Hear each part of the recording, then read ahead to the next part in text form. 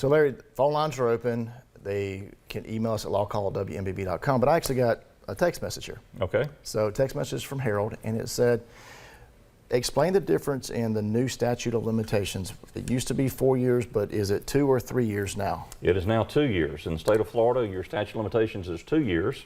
And it's 2 years effective, if you had an accident beyond March 25th of this year. So a lawyer has to know that date. Right. We have been getting telephone calls from people who lawyers have been telling them their accident happened before that date, but their statute of limitations has expired.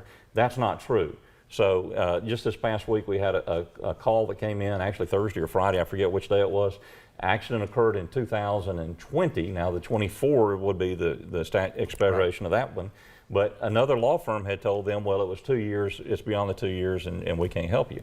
So you need to make sure that if you go to a law firm, they understand the nuances, they're up to date with everything. It is a current 2-year statute of limitations. But we have other changes also. Oh, a ton of other changes and some of the highlights of some of the recent legislation was we are now, I guess, a partial comparative state, or actually partial contributory state, I guess would be the definition. And basically, if you're more than 50% at fault. 50% at fault, yeah, you recover zero. So that's a big change.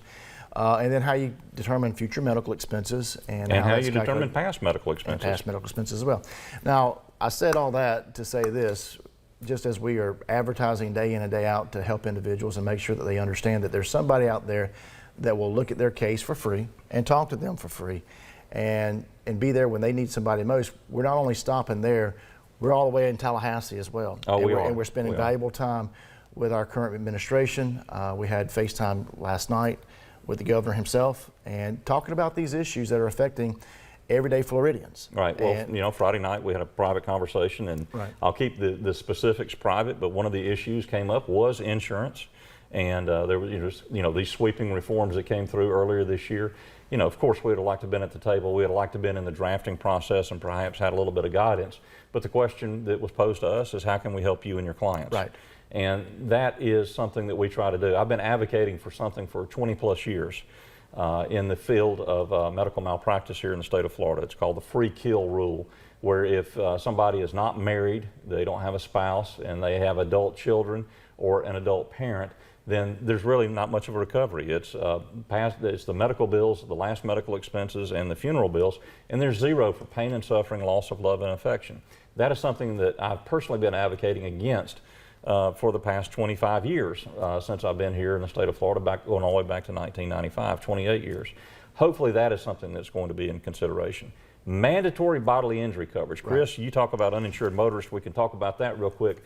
But the repeal of the PIP statute is potentially on the table this session. And what does that mean to us?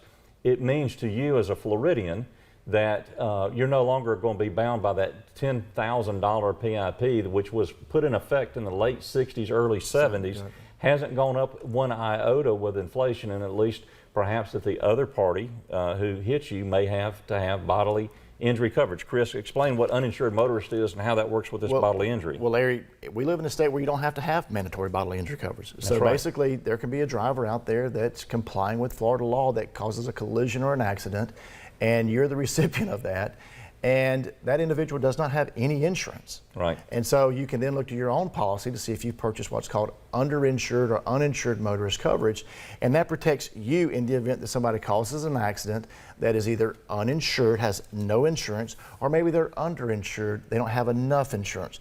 But it's refreshing to know that we've got a governor that is listening to some concerns and open to listening and having dialogue about this. And even though we've had a vast sweeping change of reform, we're still there fighting for everybody. And we've got a governor that's willing to listen and answer these hard questions and maybe help us along the way address some of these problems, because if we get away from the broken system that we're in now, which is the PIP system, and require everybody to have at least some type of mandatory bodily injury coverage, we know that if you're on the roadway in the state of Florida, there's going to be some coverage out there to reimburse you or compensate you for your injuries or your damages. Now, saying all that to say this, please, please, please look at your policy. please, please, please, if you have questions, call us. We'll be glad to talk to you. You can call us at our office Monday through Friday, and even email us or text us on the weekends or call us during the show. We will go over your policy with you. Make sure that you have uninsured or underinsured motorist coverage. It is extremely cheap compared to all the other coverages that you have. And I know we can talk about insurance in the last segment here, Larry, but insurance is very expensive now, but this is some very, very cheap coverage for everyone. It is.